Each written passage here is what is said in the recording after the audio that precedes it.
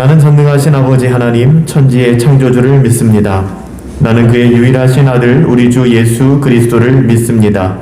그는 성령으로 잉태되어 동정녀 마리아에게서 나시고 본디오 빌라도에게 고난을 받아 십자가에 못 박혀 죽으시고 문부에 내려가셨으며 장사된 지 사흘 만에 죽은 자 가운데에서 다시 살아나셨고 하늘에 오르시어 전능하신 아버지 하나님 우편에 앉아 계시다가 거기로부터 살아있는 자와 죽은 자를 심판하러 오십니다. 나는 성령을 믿으며 거룩한 공교회와 성도의 교제와 죄를 용서받는 것과 몸의 부활과 영생을 믿습니다. 아멘. 살아계신 아버지 하나님, 사회적으로 참 어수선하고 국가적으로도 위기 가운데 있는 하나님 그런 시기를 살아가고 있습니다. 하나님의 자녀들이 이럴 때일수록 영육 간의 강건함을 있게 하여 주시고 또 하나님 영적인 분별력과 또 경건에 더욱더 집중할 수 있는 믿음을 허락하여 주시기를 간절히 소망합니다. 하나님, 우리가 감히 무엇이건대 참 신앙과 거짓 신앙을 가루어서 우리가 서로 나누고 있습니다. 뭐가 거짓 신앙일까? 무엇이 참 신앙일까? 여지껏 교회가 지켜왔던 전통도 아니고 개인적인 생각도 아닙니다. 오직 하나님의 말씀에 따라 참된 신앙과 거짓 신앙을 분별할 수 있도록 인도하여 주시옵시고, 참된 신앙이라고 하면 지식을 늘려가고 내 머리로 아는 것이 아니라 우리의 삶으로 순종하여 내는 것, 하나님이 우리의 주인 되심을 우리의 삶으로 고백하는 것 아니겠습니까? 오직 하나님의 말씀 가운데 이 세대가 흉흉해진다 할지라도 거룩한 그루터기들이 남겨져서 정말 아름다운 상수리 나무로 숲을 이루는 그날을 믿음으로 바라보며 우리가 이 어려운 시기 잘 견뎌내고 지켜낼 수 있도록 인도하여 주시옵소서. 예수님의 이름으로 기도하옵나이다. 아멘. 오늘 하나님의 말씀 함께 보도록 하겠습니다. 하나님의 말씀은 요한복음 8장 47절 한 절 말씀인데요. 제가 읽어드리도록 하겠습니다. 요한복음 8장 47절 말씀. 하나님께 속한 자는 하나님의 말씀을 듣나니 너희가 듣지 아니함은 하나님께 속하지 아니하였음이로다. 아멘. 오늘은 참신앙과 거짓신앙 9번째 시간인데요. 하나님의 말씀 듣기라는 제목으로 하나님의 말씀을 함께 상고하도록 하겠습니다. 하나님께 속한 자는 하나님의 말씀을 듣는다라고 이야기합니다. 반대로 하나님의 말씀을 듣지 않는 이유는 너희가 하나님께 속하지 아니하였기 때문이다 라고 이야기합니다. 특별히 우리가 참신앙과 거짓신앙 9번째 시간에 하나님의 말씀 듣기라는 주제는 뭐냐면 하나님의 말씀을 듣는다는 것이 과연 뭘까? 더 나아가서 오늘 필자가 이야기하고 있는 것처럼 우리가 잘 아는 하나님의 음성 듣는다라는 것이 굉장히 기독교 내에서 보편화된 표현 아닙니까? 하나님의 음성 듣는다. 오케이, 그렇게 사용할 수 있습니다. 근데 하나님의 음성을 듣는다는 것이 과연 어떤 의미인가는 우리가 분별할 필요가 있다는 것이죠. 그래서 우리가 하나님의 음성 듣기라는 표현보다는 하나님의 말씀 듣기. 왜 하나님의 음성 듣기 해버리면 이것이 직통계시로 연결될 수가 있거든요. 그러니까 지금도 하나님께서 우리의 삶을 다스리시고 또 우리의 삶을 섭리하시며 인도하신다라는 것은 아무도 부정하지 않습니다. 그렇죠? 그렇지만 하나님께서 성경이 아닌 아주 새로운 무엇인가로 우리에게 계속해서 말씀하신다라고 생각하면 이게 직통계시가 되는 거거든요. 이러한 의미에서 계시라고 하는 것은 가리워졌던 하나님의 뜻이 드러나는 거잖아요. 그 계시는 완성되었습니다. 무엇으로? 신구약 성경으로 완성되었습니다. 그 이상도 이하도 없습니다.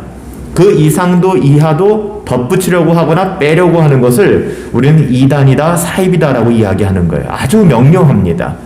그렇기 때문에 하나님의 음성을 듣는다 그러면 우리가 너무 지나칠 정도로 우리 젊은이들이 많이 오해하고 우리 청장년들도 마찬가지입니다. 장년들도 마찬가지인데 마치 하나님께서 내 점심 식사 메뉴도 결정해 주시고 우리 애 대학 가는 것도 결정해 주시고 이런 식으로 생각하시는 분들이 의외로 많더라는 거예요. 모든 것 다 하나님의 음성이라고 얘기를 합니다. 굉장히 위험한 것이죠. 그래서 하나님의 음성을 듣는다는 것과 하나님의 말씀을 듣는다는 것은 좀 구별해서 생각하셔야 되고요.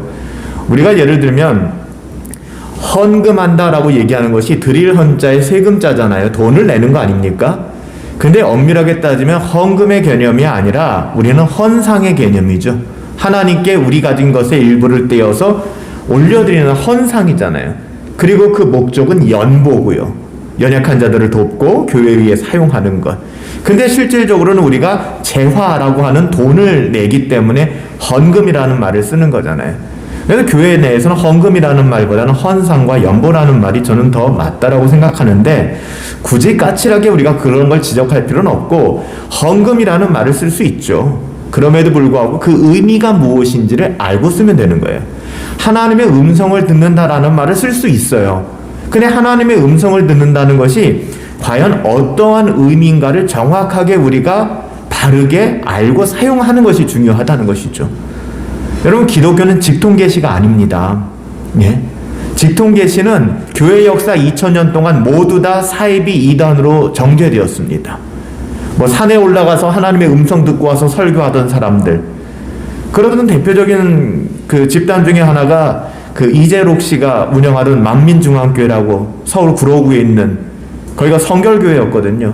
근데 이 양반이 금요일마다 산에 가서 여자 전도사한테 직통 계시를 받아서 그 계시를 가지고 내려와서 설교를 했어요.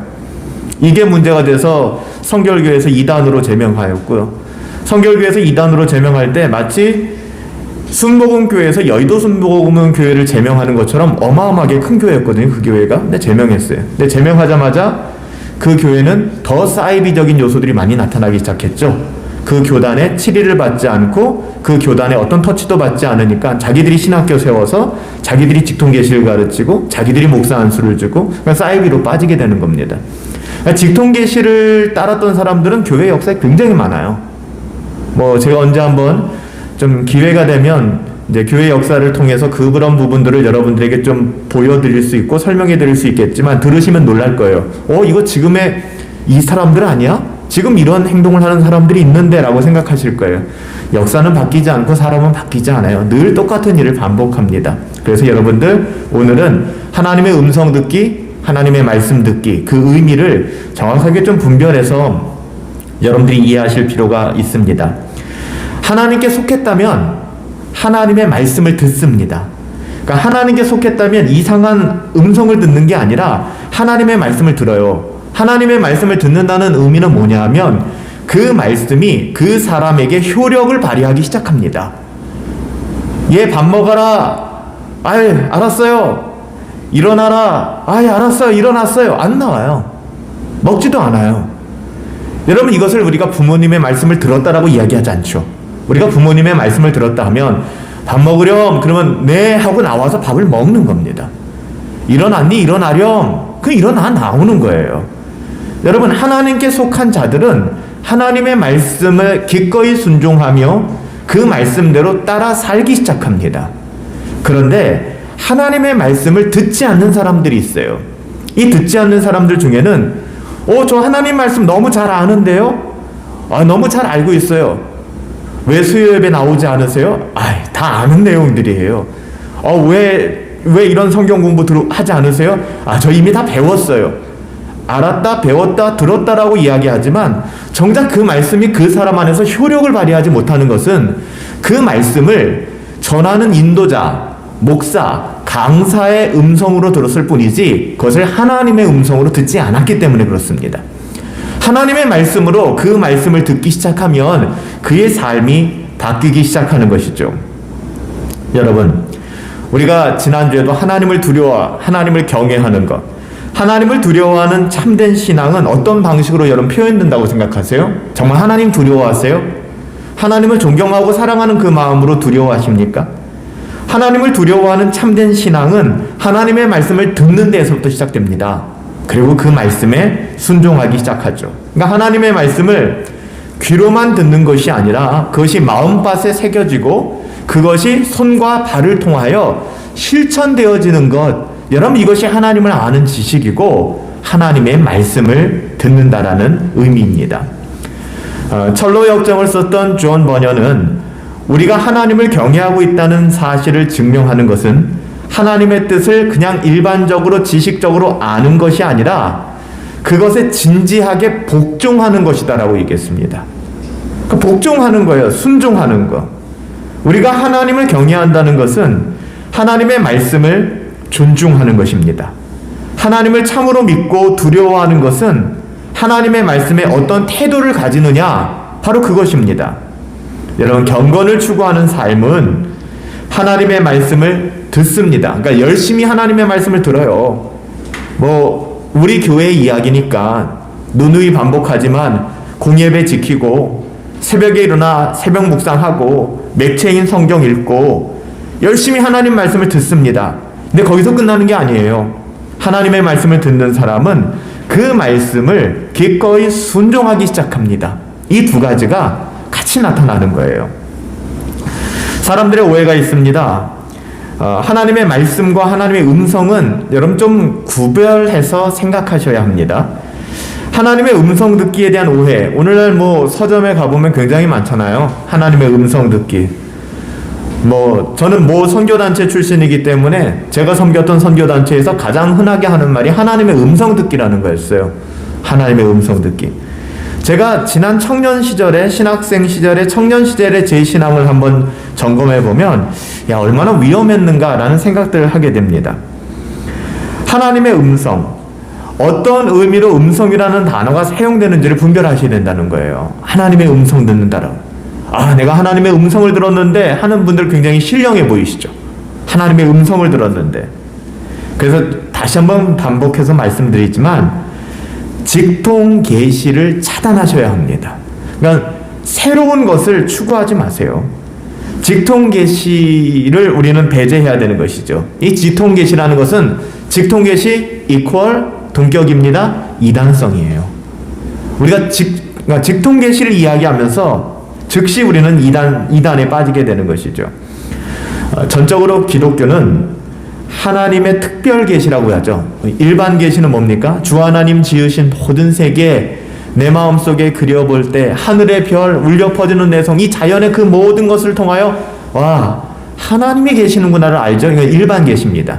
신자든 비신자든 택자든 비택자든 모두가 알 수 있는 신적 존재가 존재하는구나, 경외감이 있구나, 누구나 고백합니다.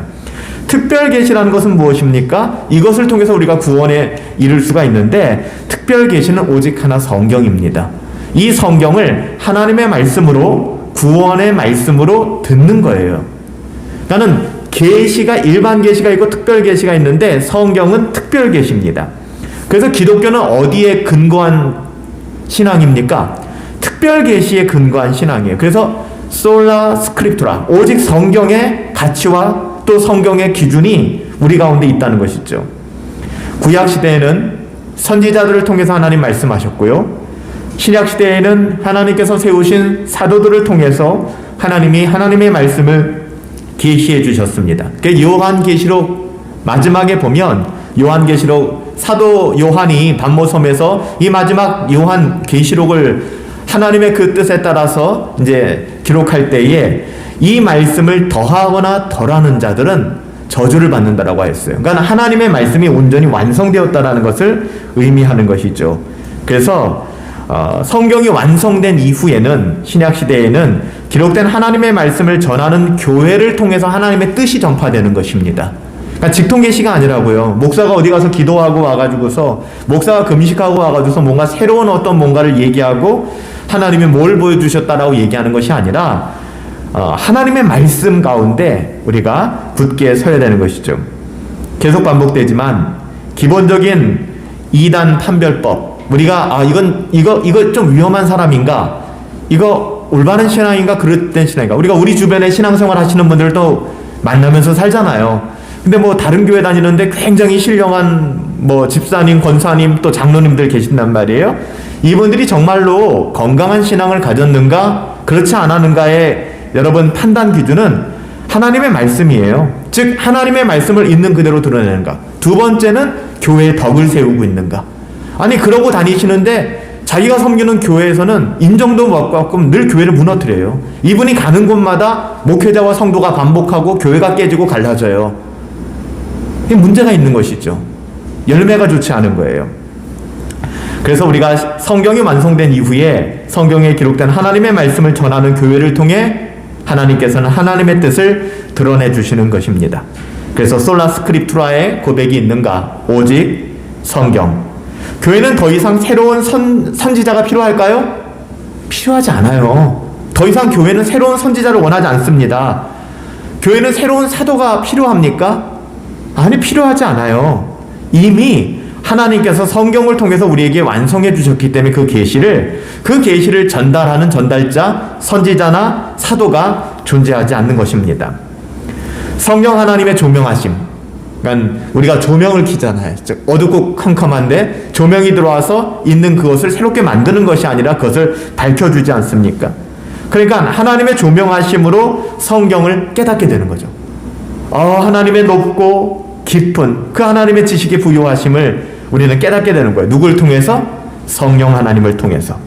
하지만 성경과 무관하게 순간적으로 떠오르는 생각들, 하나님의 뜻이 뭔가 성경 한번 들춰보고 성경 한번 펴보고 장난치듯이 말이에요. 굉장히 위험한 것입니다. 그것은 하나님의 음성, 그러니까 하나님 저 기도하고 있는데 하나님 말씀해 주세요 하고 성경 딱 펼쳐놓고 나서 여기 나온 말씀이 하나님의 말씀, 이것처럼 하나님을 능멸하는 행동이 없습니다. 이렇게 해서는 안 되는 것이죠. 이것을 하나님의 음성이다 라고 생각해서는 안 됩니다. 그러니까 하나님의 말씀, 성경이죠. 그리고 하나님의 음성을 듣는다. 그 음성이 무슨 의미인가를 잘 분별하셔야 되고, 신구약 66권의 이 성경을 통한 하나님의 음성을 이야기한다면 그건 괜찮아요. 근데 오늘날 대부분 서점에 나와 있는 하나님의 음성 듣기라고 하는 것은 신디 제이콥스라든지 많은 사람들이 좀 신사도 운동을 하시는 분들이 이런 얘기들을 많이 하죠. 그래서 차를 타고 가고 있는데 하나님이 이렇게 말씀하셨고 또 이 말씀 따라서 이렇게 했더니 뭐가 됐고, 조엘 오스틴 같은 사람도 그런 얘기 많이 하고요. 이렇게 해서 하나님께서 비행기를 타라고 했는데 그 비행기를 타고 어디를 갔고 어떻게 연결돼서 여기서 누구를 만났고 대박이 터졌고 이런 얘기를 한단 말이에요. 보통 사람들이 들으면 되게 부러운 거예요. 나도 저렇게 하고 싶은데, 저런 음성 듣고 싶은데. 제가 말씀드렸잖아요. 우리 9.11 테러가 있을 때 그 미국 무역센터에 이제 그런 테러가 일어나지 않았습니까? 근데 어떤 분이 그런 얘기를 하는 거예요.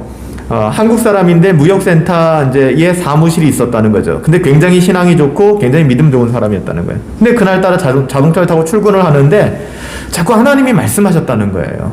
그래서 자꾸만 몸이 설사가 나고 그래서 자꾸 멈추고 화장실을 가고 또 그러는 가운데 하나님도 말씀하시고, 그래서 자기가 굉장히 출근 시간이 늦어졌고 그 시간에 맞게끔 출근을 하지 않았다는 거죠. 근데 딱 무역센터 근처에 도착했는데 비행기가 건물에 이제 테러를 가해서 건물이 무너지는 장면. 그러면서 이제 돌아다니면서 간증하는 거죠. 하나님께서 하나님의 음성으로 나를 구원하셨다, 나를 살리셨다. 만약에 이런 식의 논리를 가지고 얘기한다 그러면, 아니 9.11 테러 때 얼마나 수많은 소방관들과 구조대원들이 거기에서 목숨을 잃었는데, 그럼 그 사람들은 하나님이 사랑하지 않으셔서, 하나님이 저주하셔서 이런 논리밖에 안 되는 거예요. 그걸 거기다 맞추면 안 되거든요. 근데 우리는 항상 얘기하는 것이 하나님이 이렇게 하셔서 나를 사랑하셔서 내가 거기서 내렸고 사고가 났다, 다 죽었고 나는 살았다, 이런 식의 논리를 가지고 있다 그러면 하나님께서는 보편타당하게 그렇게 역사하시는 분이 아니세요. 근데 우리는 그런 얘기를 들으면 하나님을 만나면, 하나님이 음성을 주시면 이렇게 어려운 재난에서도 구원받고 이렇게 힘든 상황 속에서도 결국 회생하게 되고, 이런 수단으로서의 하나님에게 우린 집중하게 되는 것이죠. 그래서 그런 식으로 말하는, 대부분 하나님의 음성 듣기라는 그런 주제를 다루는 책에서는 이런 내용들이 거의 가득합니다. 그건 우리가 원하는 바가 아니죠. 설교자의 말을 듣는 것도 여러분 책임을 다했다라고 생각하시면 안 돼요. 여러분이 가지고 있는 책에서는 이 부분에 대해서 목사의 말이 하나님의 음성, 하나님의 뜻, 하나님의 말씀은 아니다 라고 되어 있어요. 근데 그것을 여러분 잘 분별하셔야 되는 게 무슨 얘기냐면, 목회자를 통해서 하나님께서는 하나님의 말씀을 증언해 주십니다. 근데 이것을 하나님의 말씀으로 듣는다면 이건 좀 달라질 거라고 생각해요.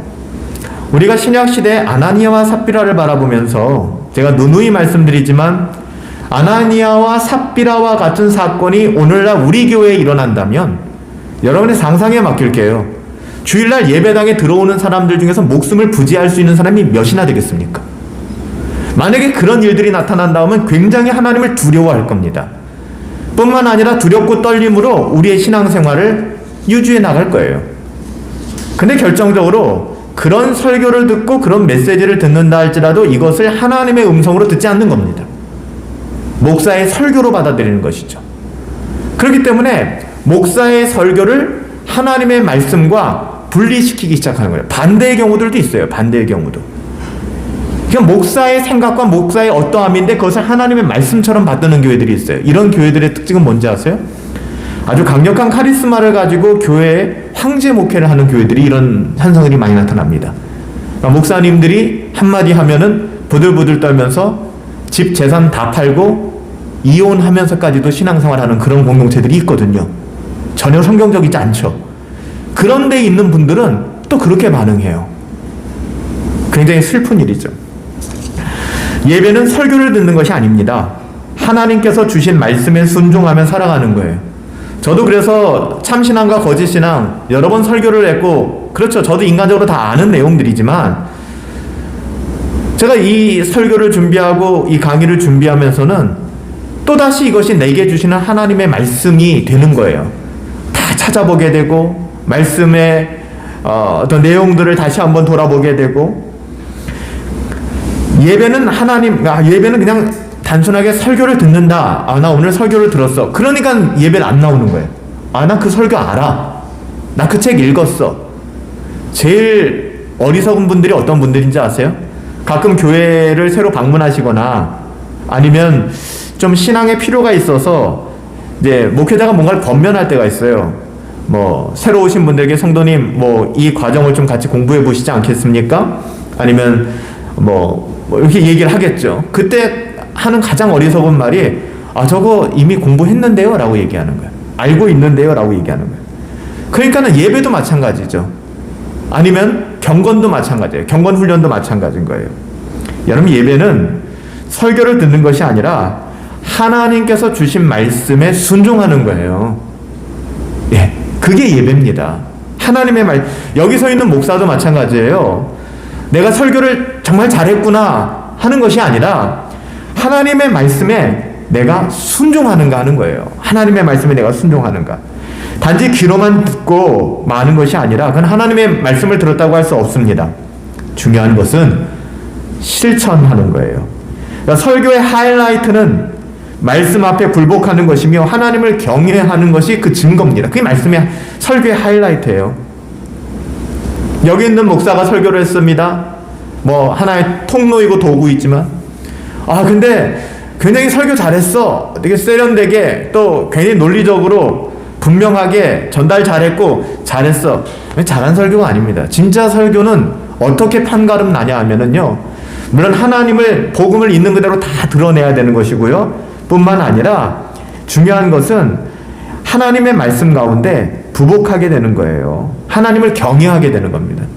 그러니까 여기서 있는 고용훈 목사가 분당 화부교회를 섬기면서 목회를 정말 신실하게 잘 했는가 안 했는가는 뭐 300명, 400명, 500명, 600명 사람 늘어가고 건물 짓고가 아니라 우리 분당 화부교회 성도님들이 하나님을 경외하는 신앙을 갖고 있는가가 이 목사의 어떻게 보면 성패입니다.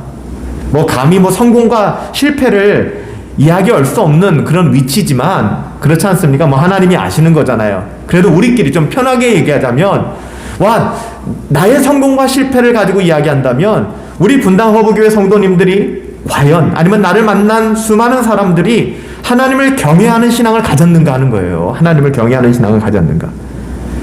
사람 앞에서가 아니라 코람데오, 하나님 앞에서 살아가는 거, 그게 중요하잖아요.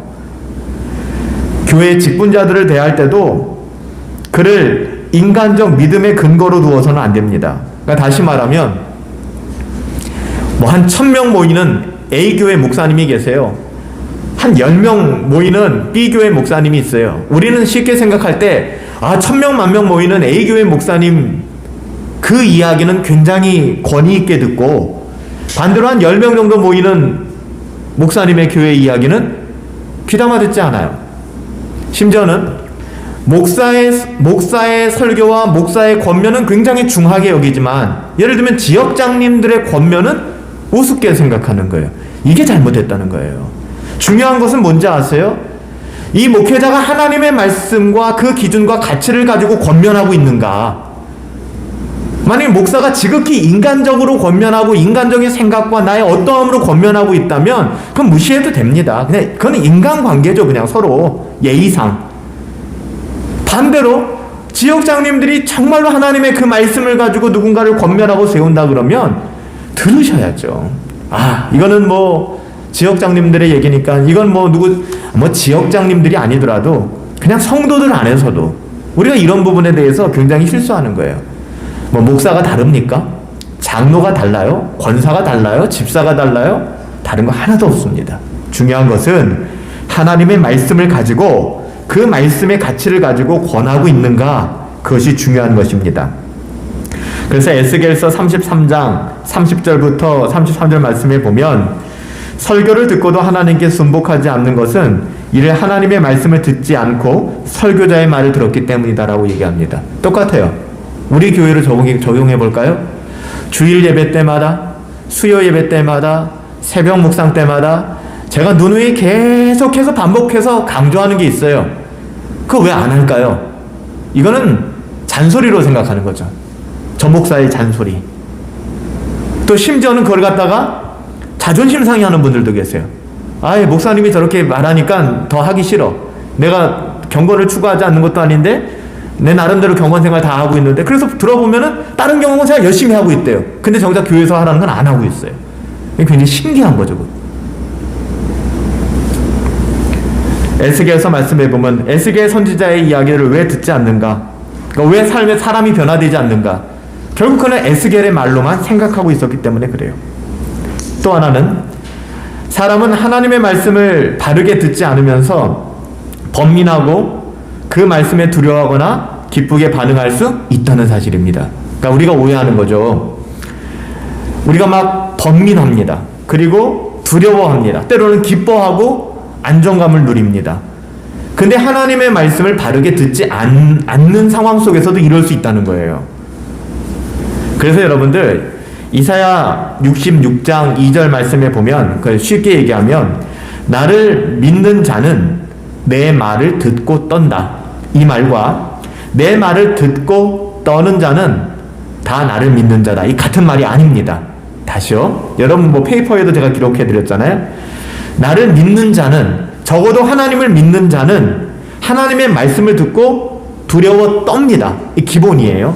근데 반대로 하나님의 말씀을 듣고 떨고 있지만 그 사람이 하나님을 믿지 않는 경우도 있다는 거예요.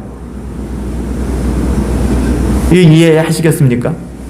그러니까 나의 가장 작은 것 하나 이웃에게 나눠줄 수 없으면서 하나님 내가 얼마나 사랑하는지 아시죠? 라는 말은 거짓말일 가능성이 굉장히 높다는 거예요.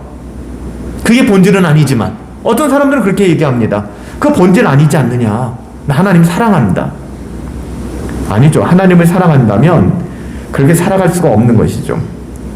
또 하나는 지적인 사람들은 논리에 만족하며 감성적인 사람들은 기뻐하며 근심하기도 합니다. 이게 참된 신앙이 아닙니다. 그러니까 신앙 감정이라고 우리가 계속 다루고 있잖아요. 참된 신앙 감정이 아닌 것 중에 아주 대표적인 두 개인데요. 하나는 지적인 사람들은 논리에 만족해요.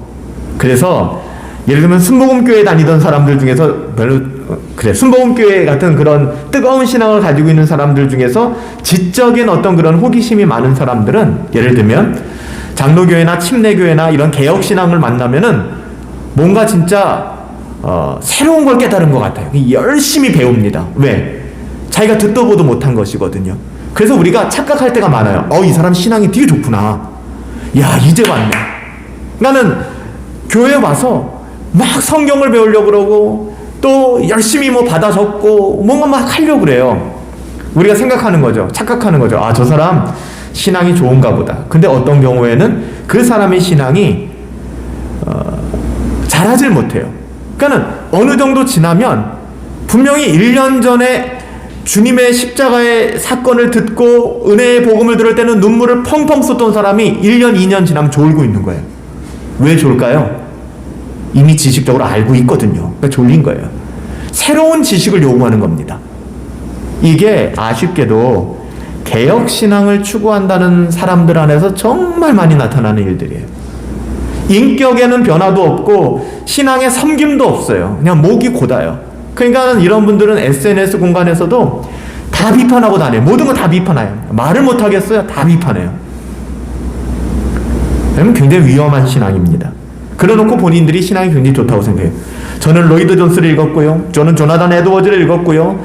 저는 뭐 수많은 개혁주의 책을 탐닉했고요. 그래서 개혁주의 목회하시는 분들 중에는 제가 아는 목사님도 그런 얘기를 하시는 거예요. 저 멀리서 정말 한 차로 서너 시간이 걸리는 데서 주일날 교회로 온다는 거예요. 근데 처음에 오셔가지고 한다는 얘기가, 목사님 저는 뭐 로이드 존스에 빠져있고 저는 뭐 조나단 에드워즈를 뭐 매독했고 뭐 이런 얘기예요. 그 목사님 그래요. 나도 읽어보지 않은 책을 읽어본 사람이 온다는 거예요. 근데 그런 분들이 교회에 오래 남아있질 못해요. 앉아가지고 설교자가 조금 자기와 다른 핀트로 뭔가 설교를 하면 삐딱해져요. 그리고 공격하죠. 뭐 좀 이상한 것 같아. 이건 문제 있어. 라고 얘기하는 거예요. 여러분, 지적인 사람들은 자기의 논리, 새로운 지식을 아는 거에 만족합니다. 이건 참된 신앙 아닙니다. 반대로 또 감성적인 사람들이 있어요. 이 사람들은 자기의 감정이 격발되는 걸 너무 좋아해요. 그래서 은혜 받았어요 라는 말의 핵심은 뭐냐면은 내가 카타르시스를 느꼈어요. 내가 막 짜릿했어요. 너무 감동적이었어요. 눈물이 나요 라고 얘기합니다. 여러분, 이것도 신앙 감정의 올바른 전부라고 볼 수는 없어요. 그러니까 보세요. 지적인 것을 추구하는 것이 그거는 거짓 신앙이야가 아닙니다. 지적인 것만 추구하는 것은 참된 신앙이 아니다라는 것이고요. 감성적인 것만 추구하는 것도 참된 신앙이 아니라고 하는 것이지, 감성적인 영역과 지적인 영역과 의지적인 지정의의 요소는 신앙에 다 나타나는 것입니다. 그렇죠? 근데 우리가 이런 부분들을 조금 더 돌아보고 생각할 필요가 있어요. 그래서 이제 예시로 두 명이 나오잖아요. 첫 번째 누굽니까? 헤롯 안디바예요. 헤롯 안디바. 누군지 아시죠? 그러니까 세례 요한의 목을 잘랐던 사람입니다. 근데 헤롯 안디바가 요한을 의롭고 거룩한 사람으로 알았어요. 마가복음 6장 20절에 보면 헤롯이 요한을 의롭고 거룩한 사람으로 알고 심지어는 두려워했어요. 그리고 그를 보호하려고까지 했어요. 또 그의 말, 세례 요한의 말을 들을 때에 크게 번민하면서 또한 그 말이 좋아서 새로운 말이니까 그 말을 듣기에 달가워했다, 기뻐했다라고 얘기합니다. 여러분, 헤롯 안디바가 신앙 감정이 있었던 사람입니까? 구원받은 사람이에요? 아니라는 거예요. 구원받지 않았음에도 불구하고 하나님의 사람이 하나님의 말씀을 증언할 때 그 사람을 거룩한 사람이라고 인정하고 또 그 사람을 두려워하기도 하고 그 사람을 좀 내가 편들어주고 싶은 생각도 들고 또 그 말을 들을 때 내 마음이 좀 힘들어지기도 하고 때로는 그 말이 좀 새롭고 또 때로는 뭔가 있다고 느끼기 때문에 달갑게 듣기도 하고, 이게 신앙 감정 아니라는 겁니다. 또 한 사람이 있죠. 이거는 사도 바울과 관계된 사람인데 유대의 총독이었던 벨릭스입니다. 사도행전 24장 25절에 가보면 바울이 의와 절제와 장차 오는 심판을 강론했습니다. 그러니까 복음을 전한 것이죠. 벨릭스가 어땠는지 아세요? 두려워했어요. 근데 뭐라고 얘기합니까? 지금은 가라. 이게 문제입니다. 아니, 하나님의 말씀이 우리 가운데 주어지고 그 말씀이 우리의 삶을 다스리는데 여러분 그것을 어떻게 지체하겠습니까? 어떻게 지체하겠어요? 근데 벨릭스가 두려워하여 뭐라고 얘기합니까? 지금은 가라. 내가 틈이 있으면 너를 부르리라. 목사님 잘 알겠고요. 제가 다음에 시간이 되면 그렇게 해보려고 노력할게요. 네, 그렇게 하겠습니다 라고 얘기하는 것이죠. 똑같아요. 그러니까 지금 제가 목사님 이렇게 돼요 라고 이야기하는 것이 불신앙이다 라고 제가 말씀드리는 것이 아니라 굉장히 위험한 신앙의 태도일 수 있다는 것을 말씀을 드리는 겁니다. 우리가 대부분 그러잖아요. 누가 뭔가를 권면하면 거기서 즉각 순종하기보다는 좀 더 생각해 볼게요. 또 그렇다고 해서 여러분 스스로가 나는 참된 신앙이 아닌가 보다 라고 하지 말라는 거예요. 한번 돌아보라는 말씀이 있죠. 또 하나는 아까도 말씀드렸던 지식적인 만족, 배우기 좋아하는 사람들. 모르는 것을 알게 되는 것에 대한 기쁨이 있거든요. 쾌락이 있거든요. 지식의 쾌락. 그렇죠. 그래서 예레미야 13장 12절에도 이런 내용이 나오는 거잖아요. 우리는 그 정도쯤 다 알아. 우리도 다 아는 내용이야. 새로운 거 없어? 라고 얘기하는 거죠. 뭐 새로운 거 없어. 새로운 거 없어. 오늘 여러분들이 읽은 그 책의 내용들 중에서는 특별히 뒤에 가보면은 구약의 예레미야 시대 때 이야기가 예화로 나와요. 그러니까 우리의 신앙을 또 자신의 신앙을 속이지 말라는 것이죠. 저는 예레미야 선지자는 한 40년 동안 선지자 활동을 했습니다. 굉장히 긴 시간, 평생에 선지자 활동을 했던 사람이죠. 근데 전기 20년, 후기 20년으로는 나눠지는데 전기 20년은 좀 외롭고 힘들었지만 버틸만 했어요. 근데 예레미야가 순교하기 마지막 20년까지는 정말 많이 힘들었습니다. 살해 위협이 있었어요. 그러니까 날마다 죽음을 각오하는 사역이었습니다. 저주와 물리적 박해, 그러니까 저주만 받으면 그냥 마음만 상할 텐데 물리적인 핍박과 박해가 예레미야 선지자의 일상이었습니다. 그러다가 주전 586년, 많이 들어봤던 숫자죠. 주전 586년에 남유다가 바벨로니아 제국에 의해서 멸망을 당하게 됩니다. 멸망을 당하게 돼요. 그래서 유다와 예루살렘이 완전히 멸망당하니까 그제서야 사람들이 예레미야 선지자가 진짜 선지자구나, 그 말이 맞구나 라는 것을 그때서야 깨닫게 됩니다. 예레미야는 예레미야 애가를 부르게 되죠. 근데 여러분들, 이스라엘 역사가 끝난 건 아니에요. 그쵸? 그러니까 우리나라가 일제에 의해서 국권을 침탈당했다고 해서 우리나라 역사 끝난 게 아니잖아요. 이스라엘도 마찬가지예요. BC 586년에 남유다가 멸망했지만 멸망한 다음에 바벨로니아가 했던 것은 무엇일까요? 유다를 다스려야 되잖아요. 예루살렘 그 유다를 다스려야 되니까 그다랴라는 총독을 세웠어요. 총독을 세웠다고요.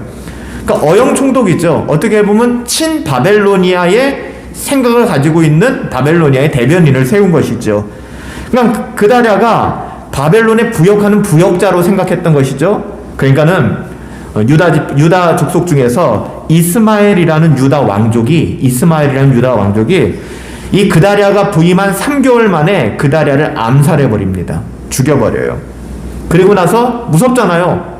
바벨론이 어떻게 이제 자기를 해코지 할지 모르니까 그다랴를 죽인 다음에 암몬 지역으로 도망가 버립니다. 그러니까 결국 예루살렘은 공석이 되었잖아요.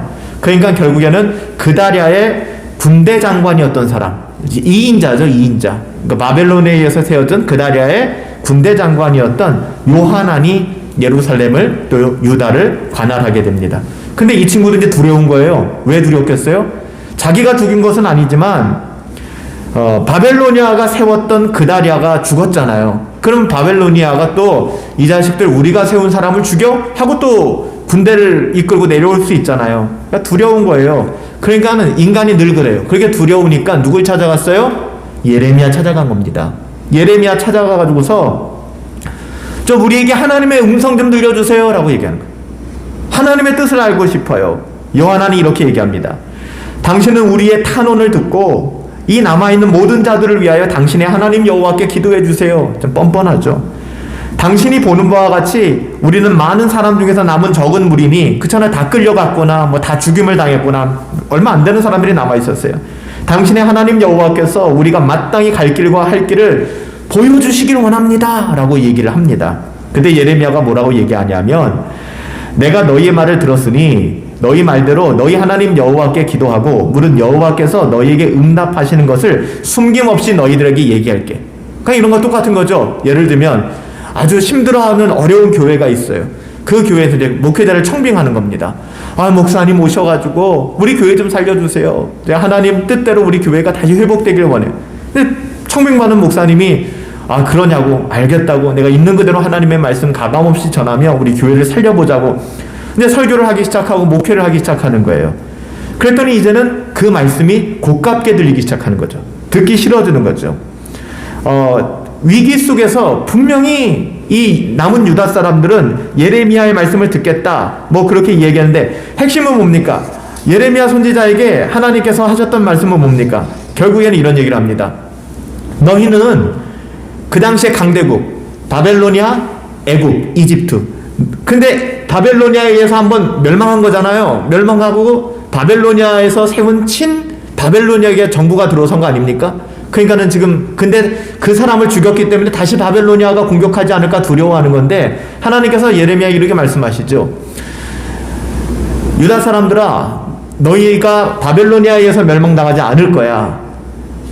너희들이 그러니까 겁먹지 말고 애굽에 가서 매달리지 마. 여러분 이해되세요? 그러니까 무슨 얘기냐면 바벨로니아가 무서우니까 바벨로니아를 대적할 수 있는 세력이 어디예요? 애굽이잖아요. 이집트. 그러니까 이집트에 가서 그렇게 붙어있지 마. 그럼 너희들 다 죽어. 바벨로니아가 공격하지 않을 거야. 그러니까 너희가 있는 그대로 있으면서 하나님 뜻대로 살아가려고 노력해야 돼 라고 얘기를 해요. 그러니까 어떻게 행동했을까요? 이스라엘이 예레미야를 향하여 이야기하는 건, 그러니까 하나님의 말씀이 분명히 예레미야를 통해서 그렇게 이야기를 했음에도 불구하고 하나님이 너희를 구원하실 거야 라고 얘기했는데 이스라엘 백성들은, 유다 백성들은 그렇게 살아가지 않습니다. 그래서 예레미야가 이렇게 얘기하는 거예요. 예레미야 42장 20절에 가보면 너희가 나를 너희 하나님 여호와께 보내며 이르기를 우리를 위하여 우리 하나님 여호와께 기도하고 우리 하나님 여호와께서 말씀하신 대로 우리에게 전하라. 우리가 그대로 행하리라 하여 너희의 마음을 속였느니라 라고 얘기를 합니다. 무슨 얘기예요? 그 말이 거짓말이었어 라고 얘기하는 거예요. 결국 너희들이 힘들고 어려울 때 나를 찾아와 가지고서 당신은 하나님께서 보낸 사람 아닙니까? 우리 하나님 여호와께 당신 기도해 주세요. 우리 하나님 말씀대로 우리에게 전해 주세요. 우리가 그대로 행할게요 라고 했지만 너희 마음을 너희가 속였다라고 얘기하는 겁니다. 목사님 그렇게 할게요. 그렇게 살고 싶어요 라고 말했지만 그런 마음 자체가 없었다는 겁니다. 참 비극적인 얘기죠. 하나님께서는 그들이 무엇을 말씀하시든 순종하겠다고 한 말이 진심이 아니었을 뿐만 아니라 마음을 속이는 일이었다라고 예레미야 선지자를 통해서 말씀하시는 겁니다.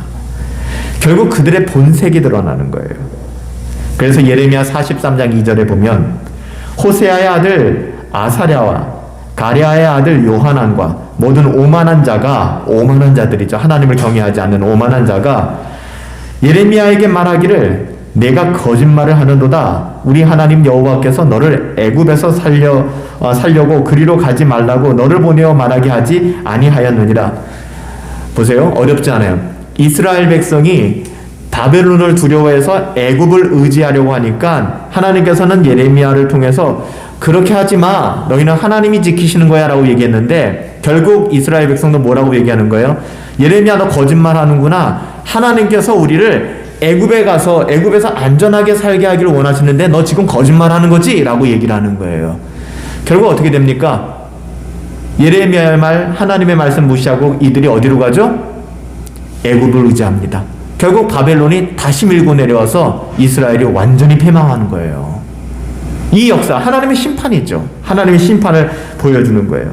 그러니까 결국에는 자기들의 입맛에 맞지 않고 자기들의 생각에 맞지 않는 말을 한다고 해서 예레미야를 거짓말을 하고 있다라고 이야기하는 것입니다. 심지어는 뭐라고 얘기합니까? 내가 네리야의 아들 바룩이 너를 부추겨 우리를 대적하여 갈대아 사람의 바벨론 사람들이죠. 넘겨 죽이려고 하는구나 라고 얘기합니다. 다시 말하면 예레미야의 측근. 그러니까 예레미야 너는 하나님의 말씀을 전하는 것이 아니라 네가 정치적인 어떤 그런 세력과 결탁해서 누군가의 이야기를 듣고 결국 우리를 망하게 하려고 하는구나 라고 얘기하는 거예요. 예를 들면 제가 좀 민감한 얘기일 수도 있겠지만 여러분 부동산으로 돈 벌려고 하시면 안 됩니다. 여러분 근면하게 사셔야 됩니다 라고 얘기하면 저 정치적인 발언하네? 이게 무슨 정치적인 발언입니까? 성경에서 우리가 불로소득을 추구하지 말라고 하고 우리가 그렇게 투기하며 살아가지 말라고 얘기하고 땅은 하나님께 속한 것이라고 이야기를 하는데 우리가 그 말씀을 따라 순종하는 것이 맞지 이것이 무슨 어떤 한 정치 진영에 속한 그런 이야기들이 아니지 않습니까? 근데 이 얘기하는 거죠. 아, 저 목사님은 저거 좀 빨간색이야. 저 목사님은 좀 뭐 이런 색깔이야. 야, 이런 거 이렇게 얘기를 하는 거예요. 똑같아요. 예레미야를 통해서도 너는 바룩의 부추김을 받아서 지금 그 짓을 하고 있구나. 근데 결론은 어때요? 우린 알잖아요. 결론은 그들은 남겨진 모든 자들 이끌고 애굽으로 돌아가고 말았습니다. 결국 하나님께서는 그들을 완전히 심판하셨죠. 여러분, 우리가 늘 하나님의 말씀을 듣는다는 의미를 잘 깨닫고 보실 필요가 있습니다. 과연 우리의 신앙이 어디로 흘러가고 있는가? 하나님께 속하지 않은 사람들의 특징은, 그러니까 이 사람들은 하나님께 속한 사람들이 아니에요. 하나님의 말씀을 왜곡시킵니다. 믿지 않아요. 그리고 그것을 인간적인 견해로 치부해요. 그거는 목사님의 생각이지 뭐. 그건 예레미야의 생각이지 뭐. 그래, 그건 뭐 이사야의 생각이지. 뭐 이사야도 뭐 하나님의 음성 듣고 나도 하나님의 음성 듣는데 내가 왜 굳이 만인제사장이라며 이딴 말 하는 거죠. 만인제사장이라며 우리는 왕같은 만인제사장이라며 뭐 서열이 어딨고 직분이 어딨어 라고 얘기를 하는 거예요. 굉장히 위험한 겁니다. 하나님께 속하지 않은 사람들은 하나님의 말씀을 왜곡합니다. 그래서 자꾸만 하나님의 말씀을 자기적으로 해석하죠. 그리고 믿지 않고요. 그리고 인간적인 견해로 치부해요. 목회를 할 때 가장 힘든 게 저는 이거라고 생각해요. 저는 목회를 할 때 누군가를 권면하거나 또 상담하거나 신방하게 되면 꼭 기도하는 것이 하나님, 저의 어떠함이 드러나기를 원치 않습니다. 힘들고 어려워도 우리가 함께 걸어가야 할 하나님의 나라, 하나님의 뜻을 하나님 잘 전할 수 있도록, 그래서 제가 이렇게 신방하거나 상담을 할 때 제 생각을 주도적으로 이렇게 주입하지 않아요. 심지어 그것이 하나님의 말씀에 정말 부합하다 할지라도 제가 막 강력하게 밀어붙이는 경우들은 별로 없습니다. 왜냐하면 제 자신의 연약함을 알고 있기 때문에. 근데 핵심은 그래요. 그것을 인간적인 견해로, 그러니까는 신앙에 따라서 이제 대답하는 것이 다르긴 한데 어떤 분들은 그렇게 얘기하는 거죠. 예, 목사님 참고해 보겠습니다. 네, 한번 뭐 생각해 볼게요 라고 얘기하는 거예요.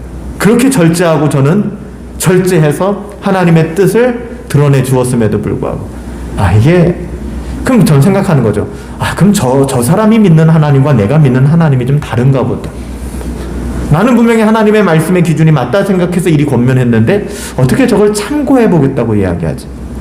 하나님이 우리의 참고서인가? 참고의 대상인가? 우리가 참고한다는 것은 자기 자신이 주인이 되는 거잖아요. 제 자신이 주인이 되는 거예요. 그래서 결국엔 자기의 생각과 뜻대로 살아가게 되는 거죠. 그래서 결국에 결정한 걸 들어보면은 자기가 원하는 방향, 자기가 생각하는 것을 성경의 온갖 겉도는 생각들을 묶어서 그것을 포장해서 이야기하는 거예요. 나 이렇게 생각했다고. 뭐 할 말이 없는 거죠. 거기서 누가 뭐라고 얘기를 하겠습니까? 어느 누구도 얘기할 게 없는 거예요. 마지막에 우리가 하나님 앞에 서게 됐을 때 알게 되는 것이겠죠. 그래서 우리의 본문이 그래서 중요한 거예요. 하나님께 속한 자들은 하나님의 말씀을 들어요. 너희가 듣지 않는 이유는 뭐냐? 하나님께 속하지 않았기 때문이라는 거. 방법이 없는 거예요. 때로는 목회자들끼리 모여서 얘기할 때 그런 얘기해요. 그걸 가만뒀어. 그냥 강력하게 얘기해서 여의도순 모험교처럼 일주일 금식 뭐 이런 식으로 좀 해야 되는 거 아니야? 드는 마음이 뭐냐면 안 바뀌어요. 그런다고 사람이 바뀝니까? 하나님께 속한 자들은 그렇게 이야기하지 않아도 바뀌어요. 하나님께 속하지 않은 사람들은 바뀌지 않아요. 제가 아는 목사님 한 분이 이런 얘기를 하시더라고요. 정말 옛날 교회들이나 약간 좀 비인격적인 교회들 있잖아요. 목사님들이 굉장히 좀 강하게 얘기한다고 할까요? 좀 그런 교회들. 이런 교회에서 못 버텨서 나오는 성도들이 어느 한 교회에 갔다는 거예요. 근데 그 교회는 어떤 교회냐면 굉장히 인격적이고 성도들 한 분 한 분들의 이야기를 들어주고 그리고 섬기며 올바름을 추구할 수 있는 그런 교회들의 특징이 목회자의 어떤 그런 카리스마적인 강력함이 솔직히 잘 보이지 않는 경우들이 많이 있거든요. 근데 그런 얘기를 들었어요. 그런 성도가 어떻게 보면은 그런 교회, 카리스마적인 교회, 그냥 예를 드는 거예요. 그 카리스마적인 교회에서 나와서 좀 온유하고 유한 교회로 간 거예요. 인격적인 교회로 간 겁니다. 근데 거기 가서 뭐 하느냐? 거기 가서 그 교회 담임 목사를 굉장히 힘들게 만드는 거예요. 그러니까 본인이 그 교회, 전에 있던 교회에서 배웠던 그 스타일로 본인이 하고 있는 거예요. 이런 경우들이 굉장히 많다고 하더라고요. 결국에는 하나님께 속한 사람들은 하나님의 말씀을 듣고 누가 이야기해도 그 말씀 가운데 그것이 목사의 이야기든 그것이 나의 예를 들면 심지어는 내가 전도한 사람의 입을 통해서 나오는 이야기든 상관없이 그것이 하나님의 말씀이면 그것은 하나님의 말씀으로 듣는 것이고 그렇지 않으면 그 말씀을 거절하는 것이죠. 심지어는 유대인들은 예수님이 와서 복음을 전했을 때도 그것을 하나님의 말씀으로 듣지 않았잖아요. 하나님이신 주님께서 말씀을 하셨는데 있잖아요. 천지를 창조하신 그 주님이 인간의 몸을 입고 오셔서 말씀하셨는데도 그들은 하나님의 말씀을 못 들었어요. 저는 큰 위로가 돼요. 저는 저까지 것은 어떻겠습니까? 제가 뭐라고 설명을 하고 제가 뭐라고 얘기해도 그렇지 않은 사람이 이것을 하나님의 말씀으로 듣기는 불가능하죠. 한 사람만 하나님의 말씀으로 들어요. 하나님께 속한 사람들. 그거예요. 그 마음을 가지면 목회자들도 또 지역장들도 우리가 성도들도 때로는 어떤 직분자들도 실족하기를 좀 덜 할 수 있어요. 그러니까 모든 건 내가 잘못해서 이렇구나라고 생각을 하거든요. 그렇지 않습니다. 유대인들도 예수님에 대해서 그렇게 거절하지 않았습니까? 시편 19편 8절부터 10절에 보면 여호와의 교훈은 정직하여 마음을 기쁘게 하고 여호와의 계명은 순결하여 눈을 밝게 하시는도다. 여호와를 경외하는 도는 정결하여 영원까지 이루고 여호와의 법도 진실하여 다 의로우니 금 곧 많은 순금보다 더 사모할 것은 꿀과 송이꿀보다 달도다. 정말 그래요? 돌아보는 거죠. 나는 정말 그런가? 요즘에 저는 새벽 묵상을 한 주간 쉬고 있잖아요. 새벽 묵상을 한 주간 쉬니까 맥체인 성경 읽기를 좀 더 깊게 읽게 되더라고요. 그러니까 예전에는 그냥 읽고 쓰기 바빴는데 요즘에는 특별히 오늘 이제 누가복음 본문에서는 예수님이 십자가에 달리시는 또 예수님의 이제 그 장면들이잖아요. 그 하나하나가 도대체 이거 영어 성경에는 뭐라고 기록되어 있을까? 어떤 단어를 썼을까? 지식적인 호기심일 수도 있겠지만 이거 헬라어에서는 어떻게 표현했을까? 그게 너무 궁금한 거예요. 그걸 찾아보고 이게 이런 의미구나. 이게 이렇게 연결이 되는구나. 그렇게 깊어지게 되더라고요. 그런 것 같아요. 하나님, 그래도 나에게 있어서 하나님의 말씀은 순금보다 더 사모하고 또 꿀과 송이꿀보다 하나님 달군요. 여러분, 우리들의 고백이죠. 그런 분들인 줄 믿습니다. 또한 시편 119편 105절에 보면 주의 말씀은 내 발의 등입니다. 내 길의 빛이에요. 어두운 길을 걸어갈 때 서치라이트가 필요하지 않습니까? 그러니까 프레쉬를 켜잖아요. 그렇잖아요. 그거 없으면 우리가 앞을 분간할 수 없으니까 한 걸음도 걷기 힘들잖아요. 마지막 잠언 16장 20절 조심해서 삶과 말씀에 주의하는 자는 좋은 것을 얻게 될 것이다. 여호와를 의지하는 자 복이 있다. 애굽이 아니라니까요. 바벨론이 아니라니까요. 하나님을 의지하셔야 돼요. 오늘을 살아가는 우리들이 어떻게 살아가야 하는가, 또 우리의 신앙이 어디로 흘러가야 되는가, 우리가 참된 신앙, 참신앙과 거짓신앙 오늘 9번째 시간으로 하나님 말씀 듣기라는 주제를 가지고 말씀을 살펴보았는데요. 우리 사랑하는 성도님들, 특별히 오늘 수요 예배까지 오신 여러분들, 하나님의 말씀 듣는 분들이지 믿습니다. 그 말씀 듣고 그 말씀대로 준행할 수 있는 저와 여러분들이 되시기를 예수님의 이름으로 축복합니다. 기도합니다. 살아계신 아버지 하나님 감사합니다. 정말 움츠러들기 쉽고 우리가 타협하기 쉬운 시기를 살아가고 있고 또한 조심해야 되는 시기를 살아가고 있습니다. 그럼에도 불구하고 하나님, 우리가 하나님을 얼마나 사랑하는지, 또 하나님을 경외함이, 하나님의 말씀을 듣고 순종하며 하나님 뜻대로 살아가기를 원하는 마음이 우리 가운데 가득 차며 또 우리 가운데 기울어져 있음을 믿음으로 고백합니다. 때로는 하나님, 우리 안에 나는 신앙이 없다 라는 자괴감이 느껴지기도 하고, 때로는 나의 어떠함으로는 불가능하구나, 그래서 하나님의 은혜가 필요하지, 하나님 이것을 다시 한번 각성케 되기도 합니다. 살아계신 아버지 하나님, 오늘 이 밤에 우리에게 말씀하여 주신 감사합니다. 사람의 말로 듣지 아니하게 하여 주시고 하나님 말씀으로 받아 그 말씀대로 살아갈 수 있는 우리 복된 성도님들 되어줄 수 있도록 은혜 내려 주시옵소서. 팬데믹 상황이 점점점 깊어지고 어둠이 최고조에 달하는 그런 기분입니다.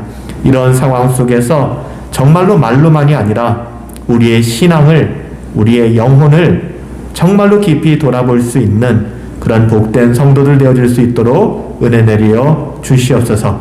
주님이 함께 하시기를 간절히 소원하옵고 예수님의 이름으로 기도하옵나이다. 아멘.